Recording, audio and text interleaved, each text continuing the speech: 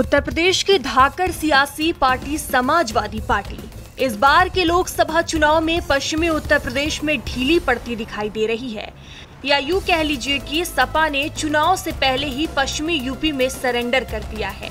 इसका जीता जागता उदाहरण मुरादाबाद और रामपुर में देखने को मिल रहा है।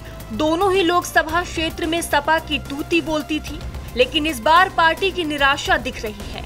पहले बात करते हैं मुरादाबाद की। यहाँ से समाजवादी पार्टी के कद्दावर नेता एसटी हसन सांसद हैं।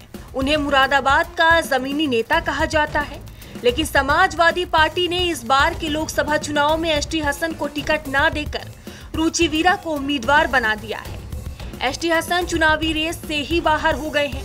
चुनाव से पहले जब भी ऐसी स्थिति बनी तो उम्मीदवार से ज्यादा नुकसान पार्टी को हुआ है। इस बीच जब अखिलेश यादव से एसटी हसन के बारे में पूछा गया तो उन्होंने साफ कह दिया कि वे खुद चुनाव नहीं लड़ना चाहते।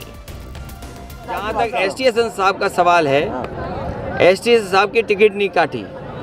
मैं टिकट उनकी बगल में दे रहा था रामपुर, वो नहीं लड़ना चाहते थे। मैं समझ सकता हूँ कि नहीं लड़ना चाहते थे, लेकिन अगर हम टिकट नहीं दे पाए हैं, मैं अपने पत्रकार साथियों से कहना चाहता हूँ और एसटी हसन साहब को से भी कहूँगा कि उनका सम्मान करने का काम हम समाजवादी लोग करेंगे।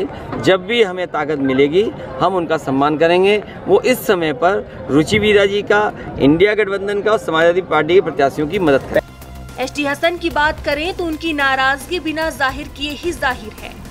उन्हें पूरी उम्मीद थी कि वो इस बार भी मुरादाबाद से ही चुनाव लड़ेंगे, लेकिन यहाँ से आजम खान खेमे की रुचि वीरा को टिकट मिल गया। इसका नतीजा यह है कि एसटी हसन मुरादाबाद के चुनाव प्रचार में कहीं नहीं दिखे।